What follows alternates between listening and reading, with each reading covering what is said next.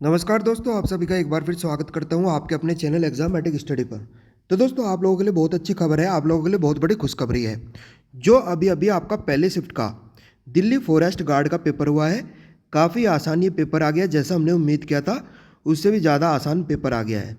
तो दोस्तों, अगर आपने यह वीडियो पूरा देख लिया 100% आप लोग सिलेक्शन के करीब पहुँच जाओगे। जो भी आपके आंसर की आई है, जो भी आपके आंसर है, चाहे वो जीए के हो, चाहे मैथ के हो, रीजनिंग के हो, इंग्लिश के हो, हिंदी के हो, सभी को मैं ट्रिक से कराऊंगा।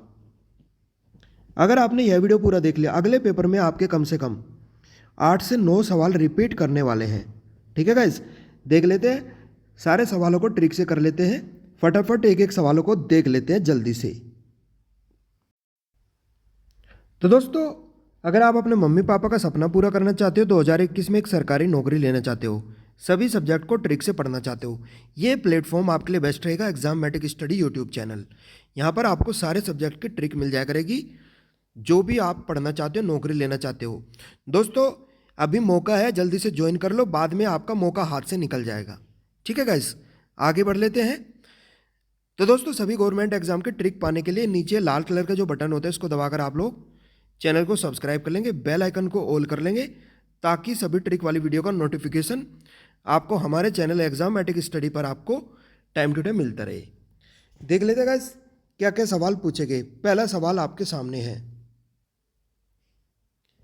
हाल ही में कौन से पहले देश ने अपना मंगल मिशन लॉन्च करने की घोषणा की है। तो दोस्तों, कौन सा देश है वो? यह आपका है संयुक्त अरब अमीरात। देख लेते गाइस अगला प्यारा सवाल। एक सवाल यह भी पूछा गया, हाल ही में किस युवा महिला क्रिकेट खिलाड़ी को अर्जुन अवार्ड से नामित किया गया। तो गाइस ये किया गया दीप्ति शर्मा को, सॉरी। देख लेते अगला सवाल, विश्व पर्यावरण दिवस 2020 की थीम क्या रही। तो गाइस ये रही जैव विविधता। जैव विविधता इस सवाल का राइट आंसर चला जाएगा। देख लेते अगला सवाल।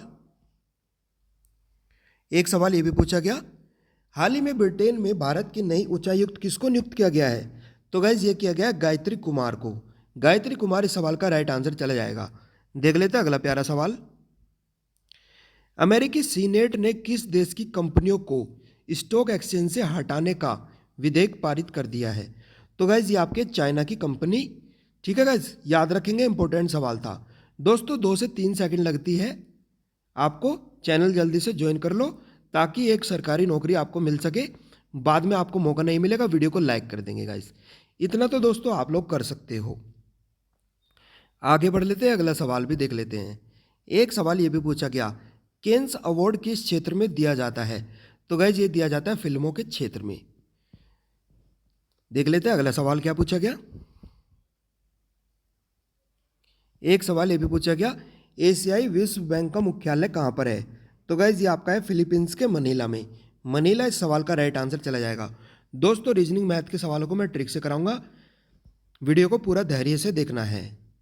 एक सवाल ये भी पूछा गया, भारत ने अपना पहला परमाणु विस्फोट परीक्षण किया था, कब किया था। यह किया था 1974 में। इंपॉर्टेंट सवाल है, याद रखना है। देख लेते अगला सवाल, ज्ञानपीठ पुरस्कार पाने वाली पहली महिला कौन थी। तो गाइस इनका नाम था आशा पूर्णा देवी। देख लेते हैं अगला सवाल। एक सवाल ये भी पूछा गया, हाल ही में नाबार्ड के नए अध्यक्ष किसे नियुक्त किया गया है। तो गाइस ये किया गया है गोविंदा राजुलू चिंटाला।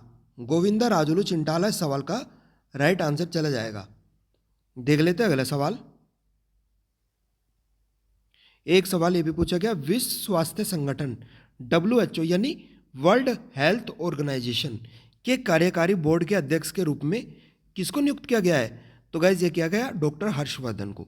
करंट अफेयर का अच्छा सवाल था, आगे भी पूछा जा सकता है, ध्यान से जाएंगे, नोट कर लेंगे सभी बच्चे, बार बार ये आपका सवाल आ रहा है। ठीक है, आगे बढ़ लेते हैं, अगला सवाल भी देख लेते हैं। एक सवाल ये भी पूछा गया, राष्ट्रीय डेंगू दिवस किस दिन मनाया जाता है। तो गाइज ये मनाया जाता है 16 मई को। 16 मई इस सवाल का राइट आंसर चला जाएगा। देख लेते हैं अगला सवाल। तो दोस्तों ये रीजनिंग का सवाल पूछा गया, इसको मैं लॉजिक से बता देता हूं कैसे करना था। देखो, यदि ऑनेस्टी को किसी कोड भाषा में ऐसे लिखा जाता है, टोनी को कैसे लिखा जाएगा।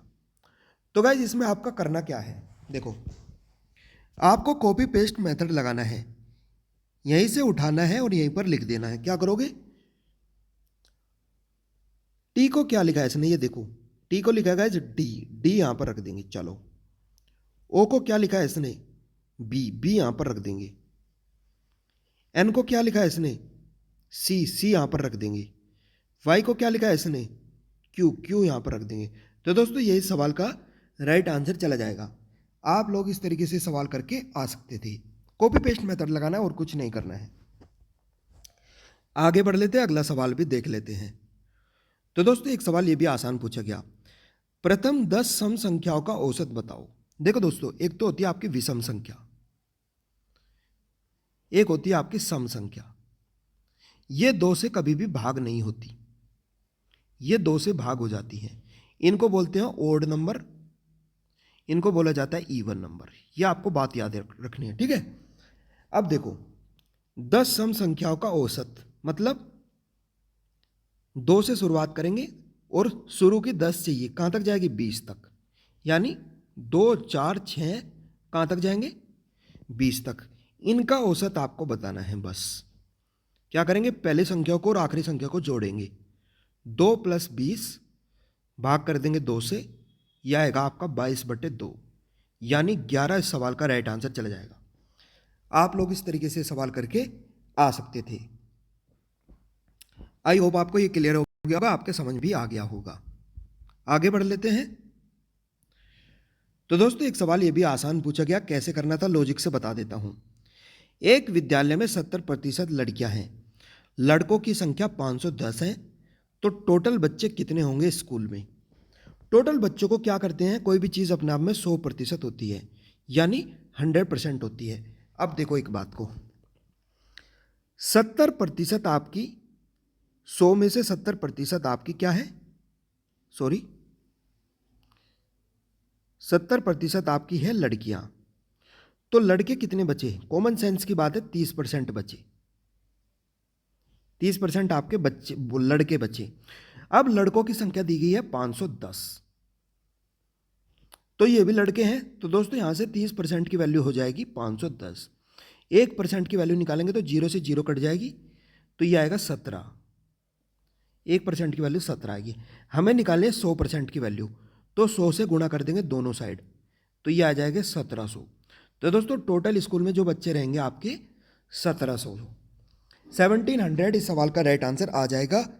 आई होप आपको क्लियर हो गया होगा। आप लोग इस तरीके से ये सवाल करके आ सकते थे, ठीक है गाइस। आगे बढ़ लेते हैं। दोस्तों पेपर आसान था, थोड़ा पेशेंस बनाकर करेंगे तो आप आराम से कर सकते हो। वीडियो को अगर सवाल समझ में नहीं आएंगे 1-2 बार देखकर चले जाना, ठीक है। सपोर्ट करेंगे वीडियो को और ज़्यादा से ज़्यादा लाइक करेंगे। आगे बढ़ लेते हैं।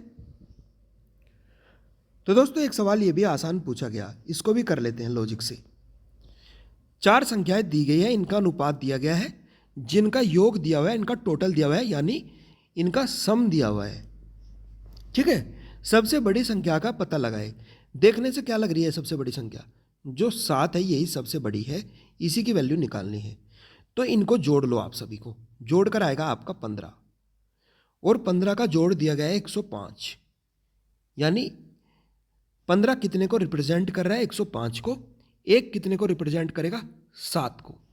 और हमें 7 की वैल्यू चाहिए, एक की वैल्यू 7 है, तो 7 की वैल्यू कितनी होगी, 7 में गुणा कर देंगे 7 की।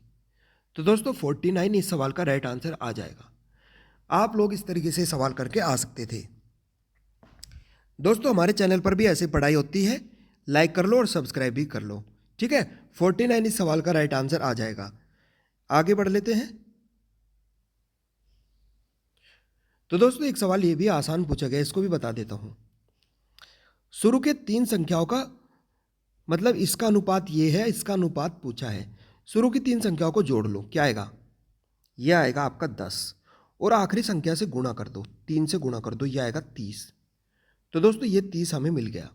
ऐसे लॉजिक इधर लगाएंगे, इन तीनों संख्याओं को जोड़ो, क्या आएगा 7, 7 में आखिरी संख्या की गुणा कर दो, यानी 5 की गुणा कर दो, यह आएगा 30। तो दोस्तों 30 इस सवाल का राइट आंसर चला जाएगा। आप लोग इस तरीके से सवाल करके आ सकते थे। आगे बढ़ लेते हैं गाइस। तो दोस्तों जो भी बच्चों ने मुझे यहाँ पर सवाल बताए 100% रियल सवाल मैंने आपको बता दिए हैं। अगर आप 2021 में एक नौकरी लेना चाहते हो, सभी सब्जेक्ट को ट्रिक से पढ़ना चाहते हो, तो दोस्तों ये नीचे जो लाल कलर का बटन होता है इसको दबाकर आप लोग चैनल को सब्सक्राइब कर लेंगे, बेल आइकन को ऑल कर लेंगे, ताकि सभी ट्रिक वाली वीडियो का नोटिफिकेशन आपको हमारे चैनल एग्जामेटिक स्टडी पर आपको टाइम टू टाइम मिलता रहे। तो दोस्तों वीडियो को देखने के लिए बहुत बहुत धन्यवाद। Thank you so much. मिलता है अगले वीडियो में, अगले आने वाले पेपर के लिए आपको best of luck. Thank you so much, धन्यवाद।